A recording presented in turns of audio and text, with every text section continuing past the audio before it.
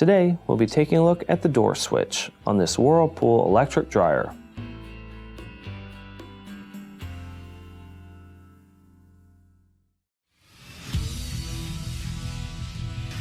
Be sure to visit ApplianceVideo.com, where you will find thousands of repair videos on the latest technology.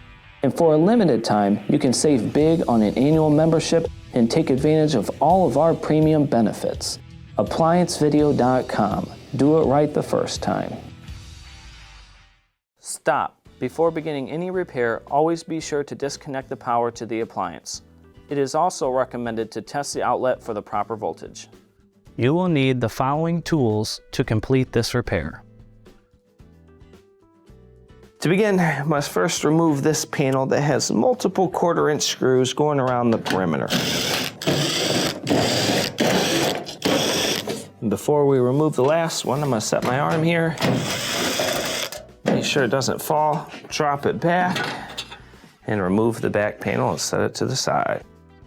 Now that we have that removed, in order to remove the top, there are 2 small screws, both 1/4 inches, that'll have to be taken off. To the other one on the other side.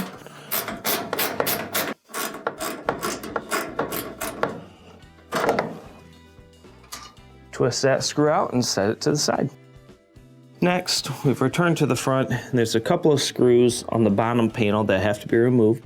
4 to be exact, and each one is a 1/4 inch.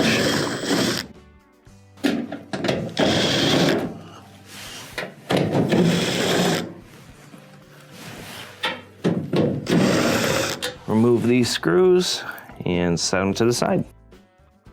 Next, we'll move our way up, open the door, and there are 2 Phillips screws that'll need to be taken out.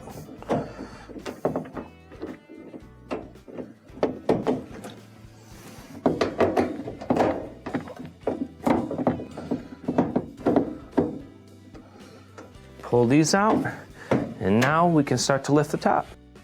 When lifting the top, it's actually pretty easy. What you do is slide the top forward.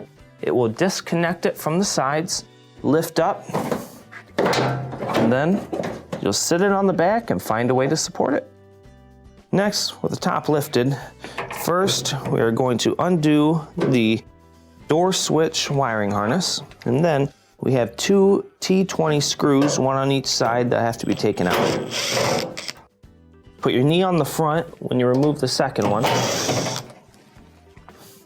Lift up on the front, pull it off, and set it to the side. Now with the front panel removed, let's go ahead and open the door. And now we have clear access to the door switch here. Now obviously, the idea of the door switch is to show that the door is closed, so the main reason why you need to access this is if it thinks that the door is open. Now you can test it by putting your meter into these 2 prongs here and pressing it on the button and testing for continuity. If it is an open circuit, it will need to be replaced. Now in order to do so, first we will pinch the strain reliever and push it in the top. You will pinch the back portions of the switch, slide it through, and set it to the side.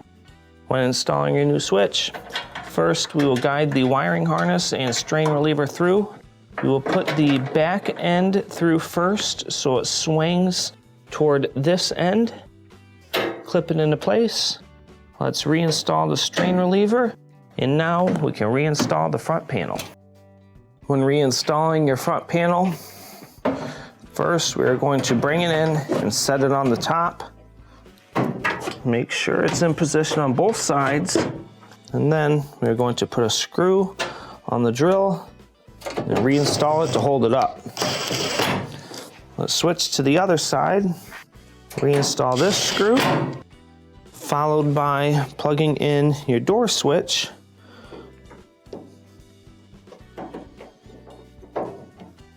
Now we can reinstall the screws below.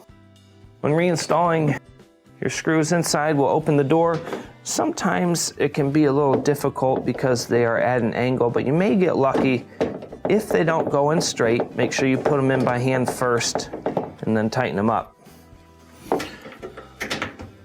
So like this one, I'm gonna put it in by hand, get it threaded, and then tighten it up.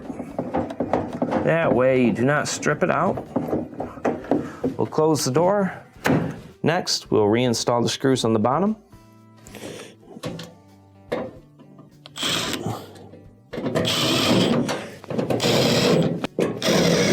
Reinstall our last one here. Now we can reinstall the top. When reinstalling your top, we will bring it down. Once you get it all the way down, you want to lift up on the whole top and kind of center it on the frame. And then pull it forward, slide it back so it locks into place on the sides.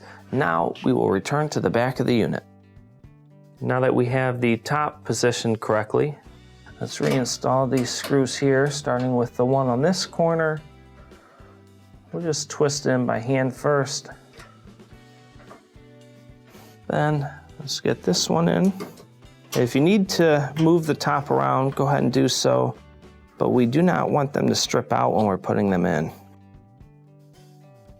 So get it in by hand. Let's switch over our ratchet, tighten them up.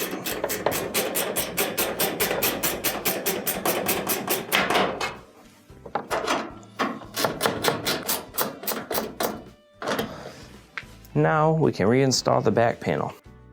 When reinstalling the back panel, first we'll slide our tech manual back under here. Then we'll bring the back panel up, install the middle screw to hold it in. And now we're going to go around the perimeter and reinstall the others.